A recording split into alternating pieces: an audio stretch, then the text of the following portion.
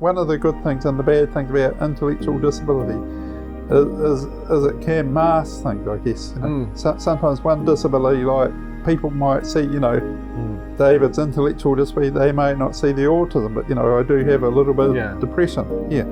Because I mean there are lots of people with autism who may not even know they've got autism and things. I mean, there are lots of actors, like I remember reading about Robin Williams. I know he's passed away now. Right. He played Mort from Morecambe, Mindy and other things in it, And unless he had a sign on the top of his head, hey, I've got autism, I wouldn't know. So, right. Yeah. I guess just be yourself. We're all our own people. We may be able to do the same things as other people, but just do things your own way and things. Yeah. Live your own life.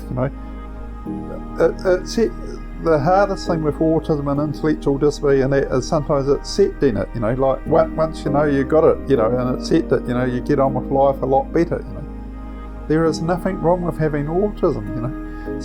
Some of the best scientists, if you went on the web today, on the internet today, and looked up things, you probably see lots of things about different people that you wouldn't know who have autism. Approximately 1 in every 59 children are born with autism. Albert Einstein. Dr. Einstein had no speech until age 3. Steve Jobs, he was a loner. He brought snakes to school. Leonardo da Vinci. This man was far advanced on the autism spectrum. I'm not naughty. I'm autistic. And I just get too much information. You're listening to Takiwātanga, Love Not Cure, exploring autism one strength at a time.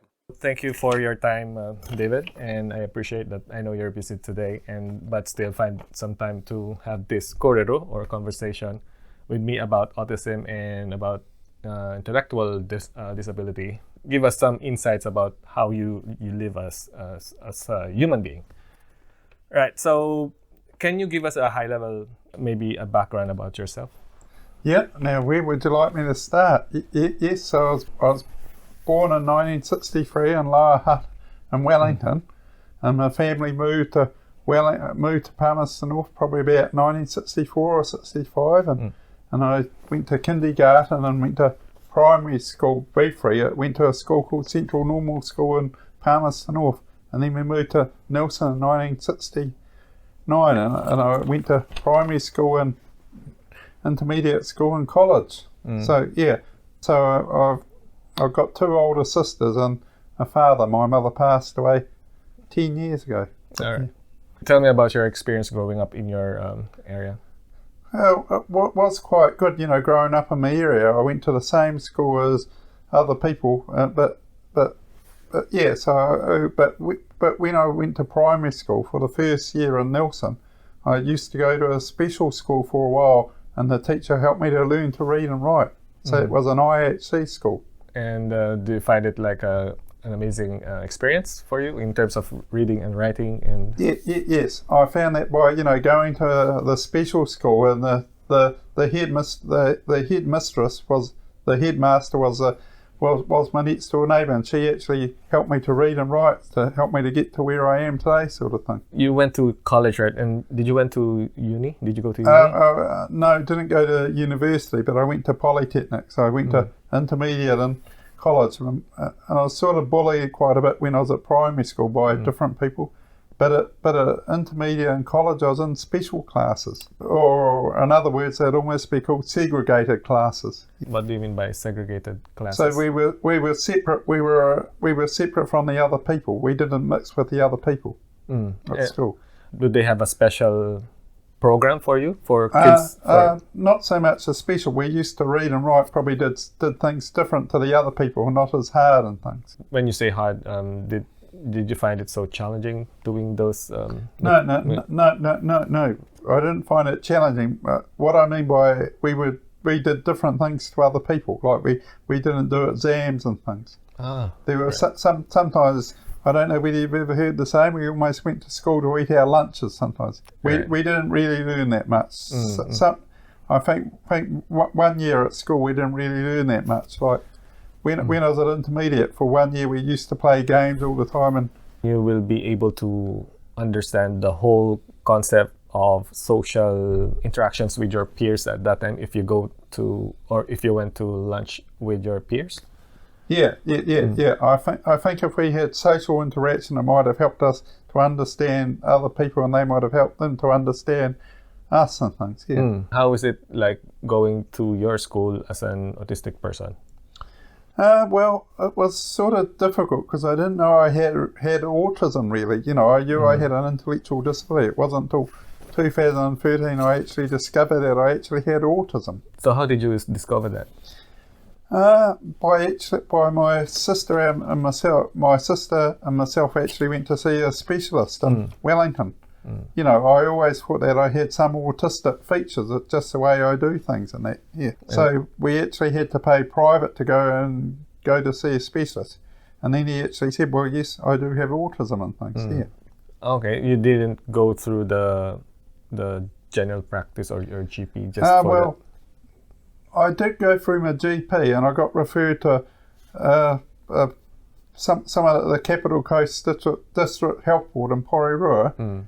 You know, and met with a person, and I think I went with one of my colleagues from work, you know, and I think there was a scale of 1 to 5, you know, where do I fit on the autism spectrum? I said, I think I was about 3.5, and he said, well, there's no halves, you know. Yeah. Almost said, well, you know, you don't have autism, you know, this guy, you know. When you say 3.5 or we don't have halves, are you talking about it's either you're on the autism spectrum or you're not? Yeah. And so what I mean by halves, you know, there's, I think there were autism spectrum from 1 to 5 or something, the scale was, and he was almost saying, you know, where do you fit? You know, are you 1, 2, 3 or 4 or 5? And I think I said I was about 3.5 or 4.5. I had the same concept actually in my head running, like when I was trying to assess or look at my child who has autism as well. Yeah. And I am trying to gauge, like, because autism spectrum is such a wide spectrum, right? Yeah. And I'm trying to say, is he on a medium, mild, or high, very high scale? I don't know. The way we were told is that he has classic autism. I don't know what that means actually. It's just, so I'm just thinking that's autism. That's and the reason why I say that is, I don't know whether you've ever seen a picture. I think it is. You know, we've all got to do the same task. I think there was a picture, you know, cartoon picture of an elephant and a monkey together, and there's a whole row of hoops up in the air or something. You know, the monkey can climb the tree, but the elephant can't. You know. Yeah. Is that perhaps your definition of like different people thinking different ways? Like you have a monkey and an elephant, right? Yeah. So it's almost like, I guess it's almost the scale. You know, it's almost like saying, you know, the monkey and the elephant both had to do the two tasks, like both had to climb a tree. But you know, it's almost like monkey may have autism, climb the tree. The elephant may think he has autism, but someone might say, well, no, you can't. You haven't got autism because you can't climb the tree or something. Is it something that, I don't know, maybe in your view, is autism something that is visible physically, or it's something that has something to do? It is visible in people if you know how to look for it. I guess for some people, you know, with higher autism needs would probably be showing autism. Some people don't. It's almost the same with an intellectual disability sometimes, you know. I mean, I don't have a label on my head. I have an intellectual disability. If you know what I mean. Like, for example, if someone has a physical disability, you can maybe be able to see how they walk, or someone's blind or partially sighted, they may have a stick, or if someone has hearing problems, they may have a hearing aid or something. Okay. But, yeah, it's the same with mental health. You know, you can't always tell. You can sometimes tell if a person's really depressed, but you know, sometimes you can't as well, right? It depends. So what's the difference between intellectual disability in your perspective and autism?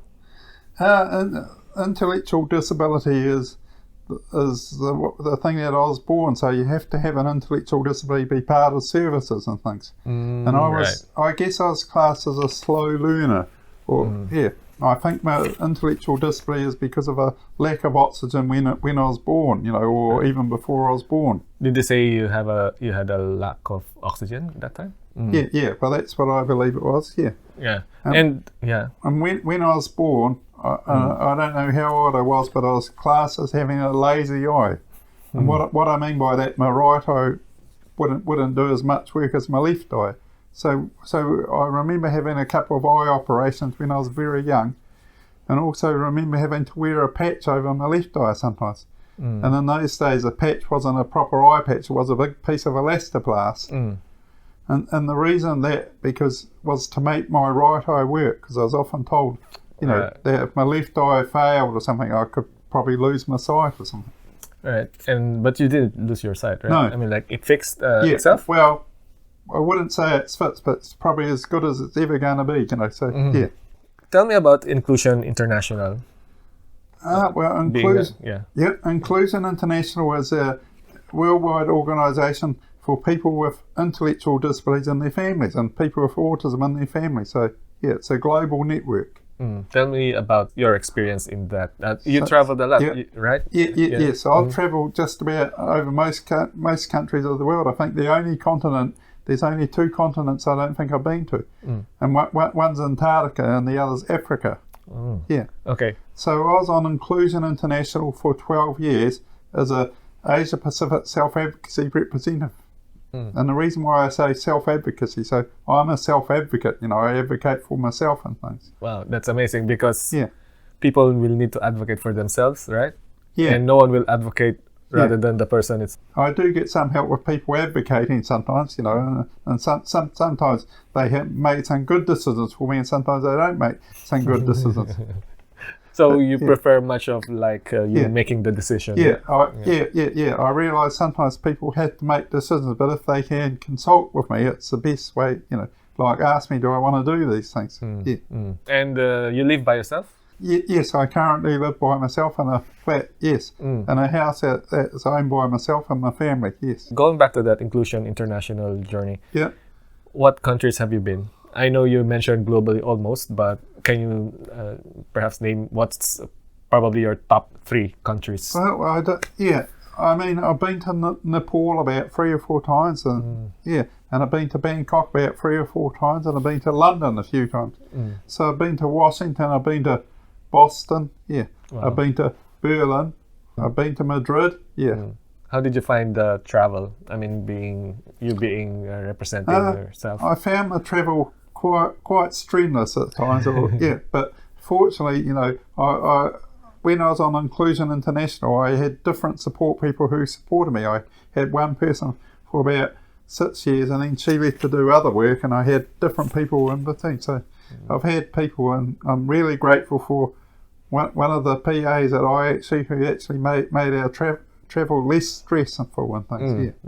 What is the most memorable activity or work you've done for Inclusion International? Actually, working with other people with intellectual disability and things. And I remember going to a conference in Berlin, and I think I was supposed to be the 3rd person to do the presentation. We were debating who would go. And someone said, well, David, you can go first. And then, I didn't really have much choice to say, I don't really want to go first. And I did, And what's your experience? Are you nervous? Wasn't nervous. I guess sometimes when doing presentations, I may be nervous afterwards. My knees might start shaking afterwards. I sometimes think, how did I go? But one of the hardest bits was because I like to use lots of sense of humour and things. And because it was translated into lots of different languages, I don't think they could understand the Kiwi sense of humour. Yeah. Even when I was new here, and there are Kiwis that I met who I never knew they were already telling jokes, and I'm like doing this poker face, like, what is that a joke? And then that's a joke, like, okay. And I suppose in the Philippines and things, that people might tell a joke and New Zealanders might not understand. Yes, that's correct. That's correct. We've all got different ways of dealing with things, and for sometimes you've got to tell a person that they've got a joke and things. And I guess some of them actually apply to people with autism. Like I remember reading a book from the IHC library once and about autism, and it said you've almost got to explain to people sometimes that you were joking, as people with autism may take things seriously. Yes. And an example was, watch out for mum. So in other words, if you're at home and mum's away and you've broken something or done something wrong. You know, you send someone to keep a lookout for mum. You know, mum's coming mum's coming along. You know, so hopefully you can fix it up before mum comes home. Yeah, but sometimes if you tell a person with autism to keep a lookout for mum, they may, you know, if mum's just gone out to work at 8 o'clock and you tell a person 8 o'clock to watch out for mum, they may be standing at the whole gate till 5 o'clock till mum comes home, but other people might just say, oh, you know, only joking. Yeah. So do you think that that's true? Like, if I will say a joke, you might find it like I'm serious about it? Yes. Sometimes I may get things in my head and think maybe Lloyd's joking, but I might have to come up to you and say, you know, are you actually joking? Yeah. Ah, right. And sometimes you're able to get the cue that it's a joke. Yeah. But sometimes I may talk to other people and someone might say, hey, David, did you realise that he was joking with you or something? You know, sometimes. Okay. And then do you like, if you found out that it's a joke, obviously you're able to laugh at it, right? Yes. Yeah. Right. That's amazing. One of the things I never knew for a long time about people with autism is they don't always look people in the eyes. Like, remember, you know, being told, you know, from lots of people, look me in the eye, you know, and I used to find it hard to look people in the eyes, you know. Yeah. Why is that? I mean, I'm curious because my son also does that to me, and I want to see him, or I want to see how he sees the world. It's just sense. The way that people with autism are, you know. I don't know why. Everyone does different things, you know. Yeah. In your journey, when you found out, or maybe during your younger years, what's the most challenging part of your journey as an autistic person or a person with intellectual? I guess, you know, actually wanting to try and do the same things as other people. Yeah, and knowing that I can't do something, like I can't drive a car and things. I did try many years ago, but I was able to ride a motorbike. I probably wasn't the safest on a motorbike. I think my mother was probably glad when I decided to get rid of motorbikes, but, you know, yeah. Oh, you were able to drive motorbikes? Yeah. So, all right. Yeah. And you're driving? Yeah, so I was able to ride motorbikes, but not drive cars, because I guess I probably don't have 100% hand and eye coordination. Right. But you've tried. You've tried. I mean, like you tested it. Like maybe I can try, and if it's not. Yeah. I did go and try and have a go at testing some of the in the car, and you know, decided it probably wasn't for me. But yeah. What else did you try when you're growing up? I was able to ride a push bike and things, you know, and I went to Cubs and Scouts the same as other people and things. Yeah. Oh yeah, seems like you can do what other people can also do. Yeah. What do you think are your superpowers as an autistic person? I think it's actually, you know, having lots of knowledge in my head and things, you know, memory. One of the things I guess I'm really good at, as someone once said, David Corner can say things in about 10 seconds. It may take us 10 minutes to sum up or something. So I guess I'm a person who often, I guess I'm a person who speaks first and then thinks afterwards. Maybe I shouldn't have said that sometimes, you know. Do you regret things like you've said? Sometimes, yeah, but you know, in the end it said so, you know. So yeah. I often think, gee, you know, I often think I wish I could put things in a speech bubble, if you know what I mean. And so I could say things in a speech bubble, and if it's right, leave it. But if it's not, you could pop it, and so it disappears. Yeah, it's good. Yeah. Do you read books?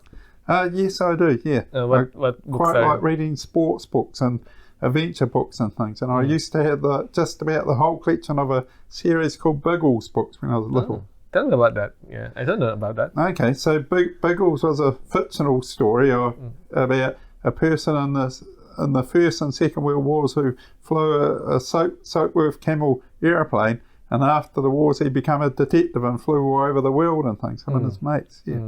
Does it has a different series, or it's just one book? Yeah. Oh, there's a different series. I think there's about 90 books in all or something. Yeah. That's a lot. Yes. Yeah, you have a collection of that. I don't anymore. I used to have them, but when I moved from Dunedin to Wellington, I think I lived in a house that had borer. So what I mean by borer is stuff in the woodworks and things, and I think over time they come out of the woodwork and started nibbling away at the pages of the books. Oh, yeah. And then you're looking at getting some copies of these books, or no, I'm not. I gave them all away and things, you know. Yeah. And in this day and age, with the internet, if I want to read, I can probably download it. Yeah, right. And probably everything is in your head if your memory is very good. Yeah. And lots of the books have actually changed over the years from what they originally were, because I think because of being politically correct. I think because Biggles used to hang out with about 3 other people, and I think in this day and age, and it's almost the same with TV programs. When TV, I quite like watching some of the old classic British programs, and some of the words that were used in the programs back then wouldn't be allowed nowadays and things. What do you think would you advise for parents like me so that we can support our children? I think it's really good to actually spend some time getting to know your children, and actually spending time getting to know other people with autism and things, and to look on the internet and things, and to read books and things. Because I mean there are lots of people with autism who may not even know they've got autism and things. I mean, there are lots of actors, like, I remember reading about Robin Williams. I know he's passed away now. Right. He played Mort from Morecambe, Mindy, and other things in it, And unless he had a sign on the top of his head, "Hey, I've got autism," I wouldn't know, So, right. Yeah. If a person suspects that he or she suspects that they have autism, what's your advice? Well, to maybe try and follow it up if you can, maybe try and go to a specialist and things, and see. Is there a cue, like for you? What cue have you experienced in yourself when you feel like, oh, maybe I have autism or something? Well, I haven't really noticed it myself, but other people do. I've got a fantastic memory, I guess. I'm very good at sports quizzes and things, and history. I mean, my grandma used to say, if anyone want to know anything, ask your David, he knows. I mean, like example, the other week when I was up in Auckland, I was talking to my sister. We were talking about dates and things, and she said her wedding day on such and such a year was on the 30th of the month, and I said, well, excuse me, it's actually the 29th of the month. And then she looked it up. Well, you're right, So So you can still remember a lot of things that happened when you're young. Yeah. Is that what you're saying? Yeah. Oh, all right. Still remember things. And I'm quite focused on time sometimes. I may be bad myself with times, but if I go to a meeting, I often ask, what time is it going to be there? And someone might say 9 o'clock, and, I will try and be there by 9, I normally expect other people to be on time, but I'm not always. Right. And even going to work, even going to gatherings and stuff like that, you're always on time. I wouldn't say I'm always on time, but I try and be on time. And then what advice do you think you can give to the community about autism and about maybe... I think to actually take a look at themselves. I think everyone has got some form of autism in them, but they may not actually know what it is and things. By reading up on books and things, it might help people understand and learn why they act the way that they do. Do you think, in terms of neurodiversity, I heard this from someone who has autism as well, and she said that everyone is neurodiverse. Do you think that's true and correct? Yeah, yes. Yeah. In what sense? Oh, just it is. I mean, we're all different diversities and things, All right. And I guess another way where I sometimes got autism, I do find it hard when interviewing or something to sit down and have my hands folded or something like that. Yeah. I think that's normal. Sometimes I do this mannerism, like I also do that. So right. Well, people might say, "Hey, you've got autism, you may do that." But sometimes, I mean, whenever I'm having conversation with my wife about my kids, and this is just us, with me and my wife trying to figure it out. And sometimes we have these autistic behaviors, which are sometimes we're steaming. Sometimes we just don't. I mean, like aware about. We're not aware about it because we're like having conversations. But come to think of, sometimes if you have a pen, you've seen some people like click pens, right? That's an autistic behavior. Some people may class it as normal until someone points out, "Hey, that's autistic behavior." How is your community and environment accepting you as an autistic person? Well, they just accept me as a normal person. I mean, there are probably lots of, I mean, I am honest and say I'm a person with intellectual disability and autism, Yeah. I self-disclose, and that's what I mean. And the reason why I say that is if I go to a conference, I say I'm a person with intellectual disability and autism, but the other speakers might just say their name, not disclose about who they are and things, Yeah. But Do you think that's important, like disclosing that? If you have I think it helps people to relate to things, and it also helps people to get to know. And if they know afterwards, it helps when they go up.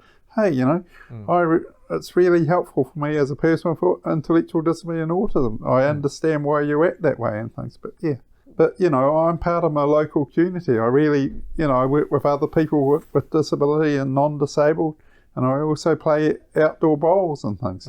I play outdoor bowls, which are lawn bowls, and another name for lawn bowls used to be called geriatric marbles. And the reason why because older people used to play bowls and things, but now there are lots of younger people. So I'm treated just the same as other people. I play bowls. I got a volunteer friend in the community through IHC. I meet up with coffee sometimes. But I'm also a volunteer for another person with intellectual disability, online volunteer. So, I enjoy meeting up with people and things, Wow. And I've got a good history of movies and things, Yeah. And it seems like you've accomplished a lot. Sounds to me. Yes, by having lots of different support from different people in different areas and things. So, And it's actually having the people to understand sometimes.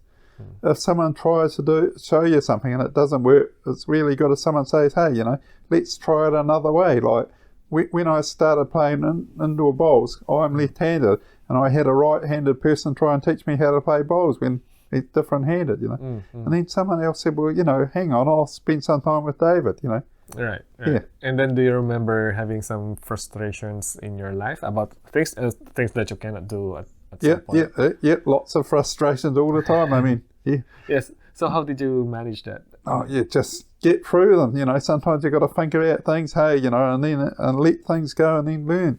I guess I get frustrated sometimes with my family sometimes. Like when I went away on holiday recently, my sister said I had to text her each day to let her know I didn't have COVID and things. I was away from home and things, And the first morning she actually rung me up because I hadn't texted her on time. And she had said, can you please text me by 10 o'clock and let you know I'm okay. You're okay, that's fine, And she said, if you send me a text, I'll respond. But, I sent her a text one night and she didn't respond till the morning. If I started panicking and send her lots of texts, why didn't you respond? Excuse me, this is my life. I'll respond when I want to, sort of thing. Do you think they're just concerned about your safety? Yeah. And I understand, that my family and that, they do things because they care and things. Everyone reacts in different ways sometimes. Yeah. I think you have an amazing family because they are concerned about you and they love you. Yeah, I'm very lucky, because when I was young, I used to spend lots of time going to my grandparents in Auckland and things. So how's your experience going to Auckland? Yeah, good. Is it far away? I mean, of course, from here it's far away. But what I mean is, in terms of your travel, did you get upset about the? No. I think when I was little, I used to travel up and spend time with my grandparents. I used to enjoy travelling to Auckland to see my grandparents and my aunts and uncles and nieces and nephews. Right. And then do you have any what do you call that? Any instances where you needed to regulate your emotions or regulate your personal or inner being? There are lots of times when I do get worked up sometimes and have to calm down and things. Yeah. So what do you do? I'm just curious. What do you do with those times? Oh, try and count to 10 if I can. Or go for a long walk or do something. Read a book or something. Or just relax and things. And that's where I think playing outdoor bowls is really good. We often laugh because when I play outdoor bowls, we have a beer after the game, but sometimes we often think, wouldn't it be nice if we had a beer before the game? Then if we played bad bowls, we'd have a good excuse or something. So you're drinking beer as well? Yeah. Okay. Yeah. I like the odd little bit of alcohol and things. Yeah. Do you have any allergies as part of your autism? No, I don't. That's good. The only other condition which I have is probably a slight mental health condition. Yeah. What is that? Like, is that the intellectual disability or that's different? almost related to my intellectual disability, because one of the good things and the bad things about intellectual disability is it can mask things, I guess. Sometimes one disability, like people might see, David's intellectual disability, they may not see the autism, but I do have a little bit of depression. Yeah. Ah, okay. Like many years ago, when I lived in a place called Dunedin, I had a girlfriend and got engaged to her, and I didn't really understand about mental health. And I was trying to do everything to help her, because she was going through mental health problems with her neighbours, and the neighbours, and I think the police were called and things. I was trying to do everything to help her and not realise about my own health. So I got run down and things. And someone said, "Well, you got depression." I said, "Well, I didn't really understand depression. I realised there are lots of people in depression in hospitals and things.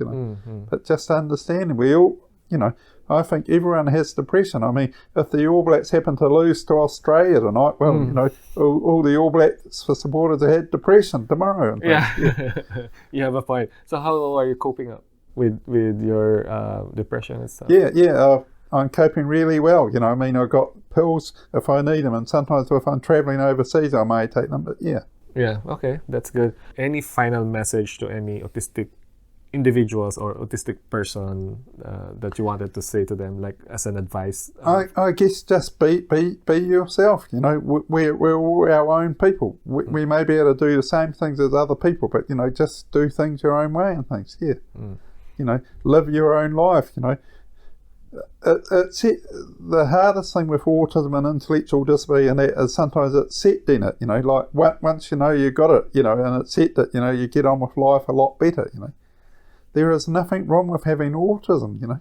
Some of the best scientists, if you went on the web today, on the internet today, and looked up things, you probably see lots of things about different people that you wouldn't know who have autism. Just look. That's amazing. Do you fist bump? Yeah. All right. Thank you for your time. Appreciate thank you, Lloyd. your time. Every Tāngata fight Takiwātanga is different. If you fail with one strategy, don't stop. Keep moving forward. Always remember that for every failure you encounter is one step closer to your success. Thanks for tuning in. Until next time, me muto te whakawa haere. Let's stop judging others. Me mahi tahi tato. Let's all work together. Kia maya, kia kaha, be brave and be strong.